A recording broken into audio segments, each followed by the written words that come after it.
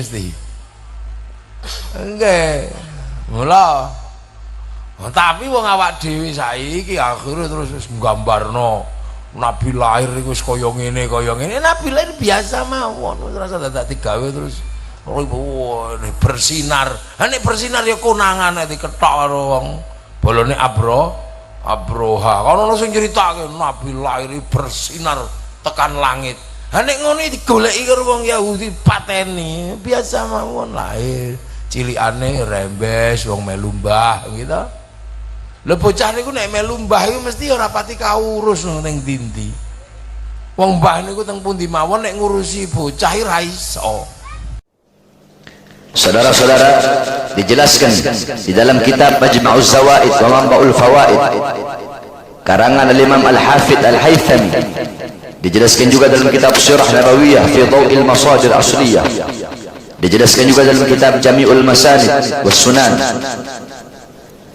dijelaskan juga dalam kitab Sirul Alam An-Nubala karangan Imam Az-Zahabi, dijelaskan juga di dalam kitab Kanzul Amal fi Sunan Al-Aqwal wal Af'al karangan Imam Al-Alauddin, dijelaskan juga dalam kitab Al-Yasir fi Ikhtisar Tafsir Ibnu Katsir ketika Imam Ibnu Katsir menafsirkan surat As-Saff ayat 5 sampai 6. Di situ dijelaskan qala yakni rawa Muhammad ibn Ishaq وروى خالد بن معدان عن أصحاب رسول الله صلى الله عليه وسلم أنهم قالوا يا رسول الله أخبرنا عن نفسك قال دعوة أبي إبراهيم وبشر عيسى ورعت أمي حين حملت بي كأنه خرج منها نورا أضاءت له قصور مصر من أرض الشام من حديث العرباد.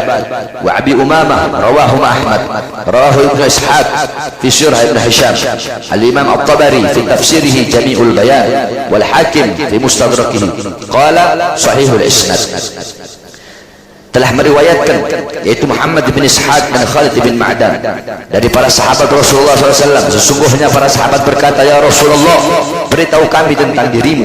Maka beliau menjawab, aku adalah doa ayahku Ibrahim, dan aku adalah kabar gembira Nabi Allah Isa, dan ketika ibuku mengandungku seakan-akan keluar cahaya darinya yang menerangi istana Busra di negeri Syam. Hadis ini dari Irbad dan Abi Umamah, yang dimana telah meriwayatkan keduanya Imam Ahmad, dan diriwayatkan pula oleh Ibnu Ishaq dalam kitab Syurah Ibn Hisham, dan Imam At-Tabari dalam kitab tafsirnya Jami'ul Bayan, dan Imam Hakim dalam Mustadraknya, dan beliau berkata isnaduhu sahih, yaitu sanadnya sahih. Nah, dijelaskan juga tentang perkara tersebut. Wa qala al-Hafidh Ibnu Hajar fi Fathul Bari, dijelaskan oleh Imam Ibnu Hajar di dalam kitab Fathul Bari, falamma waladat kharaja minha nur adha'a lahu al-bayt wad-dar wa syahiduhu hadits al-Irbad bin Sariyah. Dijelaskan bahwasanya berkata Al-Imam Hafidh bahwasanya ketika ibu Nabi melahirkan Nabi, maka keluar darinya cahaya yang menerangi rumah dan kota. Nah, di sini beliau mengatakan bahwasanya hal ini, perkara ini, kejadian ini dikuatkan dengan hadis dari Irbad bin Sariyah. Beliau berkata, qala sami'tu Rasulullah sallallahu alaihi wasallam yaqul anni Abdullah wa khatimun nabiyyin wa inna Adam lamunjadil fi dinatihi wa sa'ukhbirukum an dhalik inni da'watu Abi Ibrahim wa bushra Isa bi wa ru'ya ummi allati ra'at wa kadzalika ummahatun nabiyyin yarayna wa inna umma Rasulullah sallallahu alaihi wasallam ra'at hina wada'athu nuran adha'at lahu qusur Syam. Akhrajahu Ahmad wa sahhahahu Ibnu Hibban wal Hakim. Dijelaskan bahwasanya hadis dari Irbad bin Sariyah berkata, aku mendengar Rasulullah SAW bersabda, sesungguhnya aku adalah hamba Allah dan aku adalah penutup para nabi, dan sesungguhnya Nabi Adam terlentang di atas tanahnya, dan aku akan memberitahu hal-hal itu. Sesungguhnya aku adalah doa dari ayahku Ibrahim, dan kabar gembira Isa kepadaku, dan mimpi yang dialami ibuku, begitu juga ibu-ibu para nabi melihatnya. Dan sesungguhnya ibu Rasulullah SAW ketika melahirkan Nabi melihat cahaya yang menyinari istana-istana Syam. Hadis ini dikeluarkan oleh Imam Ahmad dan dibenarkan atau disahihkan oleh Imam Ibnu Hibban dan Hakim. Dijelaskan juga dalam kitab Maulid Sungguh Duror karangan Al-Habib Ali bin Muhammad Al-Habsyi, faqad warada an Abdurrahman ibn Auf an ummihi Syafa radhiyallahu anhuma qalat lamma waladat Aminah radhiyallahu anha Rasulullah sallallahu alaihi wasallam waqa'a ala yadayya fastahal fasami'tu qailan yaqulu rahimakallahu rahimaka rabbuk qalat Syafa fa'adha'a lahu ma baina al-masyriq wal maghrib hatta nadartu ila ba'di ghusl ar-rum, sebagaimana diriwayatkan oleh Abdurrahman bin Auf dari ibunya Syafa pada saat Rasulullah dilahirkan oleh Sayyidatuna Aminah, ia kusambut dengan kedua telapak tanganku dan terdengar tangisnya pertama kali, lalu aku mendengar suaranya berkata semoga rahmat Allah atas dirimu, dan aku pun menyaksikan cahaya terang menerang di hadapannya menerangi timur dan barat hingga aku dapat melihat sebagian gedung-gedung bangsa Rum. Dan dijelaskan juga dalam kitab Al-Imam Syekh Rahman Ad-Dibai, yaitu kitab Maulid Diba, bahwasanya beliau mengatakan wa wulida sallallahu alaihi wasallam makhtunan biyaril inayah, Nabi Muhammad sallallahu alaihi wasallam dilahirkan dalam keadaan telah berkhitan dengan pertolongan Allah, makhulan bi kuhlil hidayah, bercelak dengan celak petunjuk Allah, fa asyraqa bi bahaihi al-fada, dengan keindahannya padang gurun yang luas pun tersinarkan, wa tala'al al-kaunu min nurihi wa adha, dari sebab cahayanya keadaan alam semesta menjadi terang menderang, wa dakhali fi aqdi bai'atihi man bakiya minal khalaiq kama dakhala fiha man madha, dan makhluk-makhluk setelahnya pun segera masuk dalam ikatan bai'atnya sebagaimana makhluk-makhluk terdahulu pernah memasukinya. Awwalu fadilatil mu'jizat bi khumudi nari faris wa suquti syurufat, mukjizat agung pertamanya dengan padamnya api sesembahan di negeri Persia bersamaan dengan runtuhnya gedung-gedung kehormatan. Karena ketika Nabi Muhammad SAW lahir, api Persia, api Majusi yang selama ribuan tahun tidak pernah padam, dipadamkan oleh Allah Subhanahu wa taala. Kerajaan Romawi, Islam Romawi diruntuhkan oleh Allah Subhanahu wa taala. Kenapa Allah padamkan api Majusi di hari lahirnya Nabi? Allah runtuhkan gedung-gedung di hari lahirnya Nabi. Kenapa sebelum Nabi lahir? Atau kenapa bukan sesudah Nabi lahir? Kenapa di saat Nabi lahir? Itu menunjukkan bahwasanya Allah ingin memuliakan dan mengagungkan kelahiran baginda Nabi besar Muhammad sallallahu alaihi wasallam, sehingga Allah memadamkan api Majusi yang selama ribuan tahun tidak pernah padam di saat lahirnya Nabi Muhammad sallallahu alaihi wasallam. Beliau melanjutkan rumiyatish syayatin minas sama'i bisyuhubil muhrikat, dan dilemparkannya setan-setan dari langit dengan bintang-bintang yang membakar, sebagaimana dijelaskan bahwasanya di hari lahirnya Nabi Allah memerintahkan malaikat untuk menjaga pintu langit yang membawa panen terbuat dari api, sehingga syaitan dan jin tidak bisa mencuri berita-berita dari langit untuk diberikan kepada para dukun. Wa raja'a kullu jabbarin minal jinni wa huwa bi shawlati sultanatihi dalilu khadi', seketika semua raja jin yang dengan angkuh menguasai kerajaannya menjadi hina dan tunduk. Lamma ta'allaga min sana'un nurus sati, semua itu terjadi ketika cahaya Nabi Muhammad SAW yang cemerlang memancar.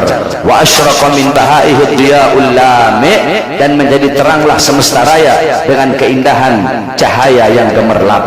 Di lahirnya Nabi Muhammad SAW, dari saat beliau lahir, maka beliau lahir dengan membawa cahaya Allah, cahaya yang menyinari seluruh alam semesta, cahaya yang memberikan kehidupan bagi yang mati, cahaya bagi seluruh alam semesta, terang menderang, sehingga cahaya itu menembus seluruh pelosok-pelosok. Cahaya itu menembus langit ketujuh, menembus bumi ketujuh. Cahaya itu tidak lain adalah cahaya yang terang, yaitu cahaya semesta alam raya, yaitu cahaya baginda Al-Mustafa Rasulullah sallallahu alaihi wasallam. Dan beliau wulida makhulan makhtunan maqtu'as surrah, Nabi Muhammad lahir dalam keadaan berkhitan, dalam keadaan bercelak, dan beliau lahir dalam keadaan telah terputus tali pusarnya. Dalam riwayat yang lain dikatakan lama kharaja min batni nadartu ilaihi fa idza huwa sajid. Dikatakan bahwasanya bahwasanya lamma kharaja min batni, ibunda Nabi berkata ketika Nabi Muhammad SAW kharaja min batni, keluar dari perutku, nadartu, aku melihat ilaihi kepadanya, fa idza huwa sajid, dan aku melihat bahwasanya Nabi Muhammad SAW dalam keadaan bersujud kepada Allah. Beliau lahir dalam keadaan, dalam waktu, dalam saat, dalam tempat yang paling dekat antara seorang hamba dengan Tuhannya, yaitu dalam keadaan bersujud kepada Allah Subhanahu wa taala. Dalam riwayat yang lain, qad rafa'a usbaihi kal mutadarri' al muftahil, bahwasanya Nabi Muhammad sallallahu alaihi wasallam beliau mengangkat jari-jarinya bagaikan orang yang berdoa. Wa fi riwayah waqa'a ala kafaihi wa rukbatayhi syakhisan bi basarihi ila as-sama', dan diriwayatkan pula bahwasanya Nabi Muhammad ketika lahir meletakkan kedua telapak tangannya dan kedua lututnya, beliau letakkan tanpa berkedip kedua matanya memandang ke arah langitnya Allah Subhanahu wa taala. Walamma wulida Rasulullah waqa'a 'ala al-'ard maqbudat asabi'u yadahu yushiru bis-sababah kal musabbih biha, dan tatkala Nabi Muhammad SAW dilahirkan, Nabi meletakkan jari-jari tangannya di atas bumi memberi isyarat dengan jari telunjuk seperti si orang yang bertasbih. Nabi Muhammad lahir dalam keadaan yang paling dekat dengan Allah, waktu yang paling dekat dengan Allah, dan saat yang paling dekat dengan Allah Subhanahu wa taala. Saudara-saudara sekalian yang dimuliakan oleh Allah, maka celakalah bagi orang-orang yang meragukan Nabi Muhammad SAW di masa kecilnya mendapatkan perhatian khusus dari Allah, penjagaan, perlindungan, pemeliharaan, pengurusan. Allah yang memelihara beliau, menjaga beliau.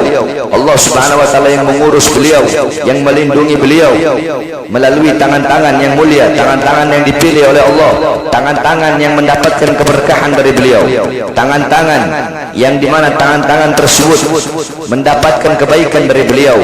Orang-orang, mata-mata yang menyaksikan langsung akan mukjizat-mukjizat beliau di masa bayi dan di masa kecil beliau, sebagaimana Halimatus Sa'diyah arba'athu ila an balagha umruhu 4 sanawat, yang dimana Halimatus Sa'diyah yang menyusui beliau sampai beliau berumur 4 tahun.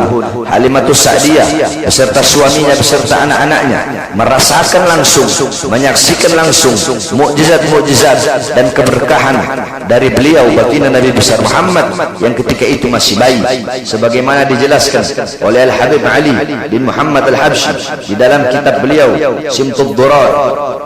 Beliau berkata, fatarhalat bihi ila manaziliha masrurah wa hiya bi ri'ayatillahi mahfufah wa bi'aini inayatihi mandurah.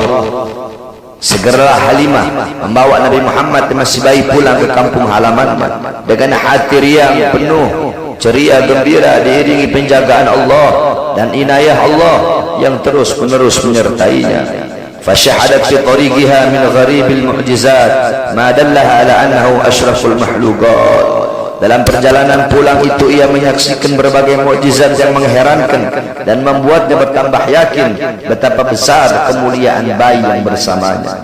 Fagat atat wa syarifa wa atanuha dhaifatan wa raja'at wa huma lidawabil qafilati yasbiqan wa qaddarat asy-syarif wa syiyah min al-alban bima hayyara al-uqula wal adhan.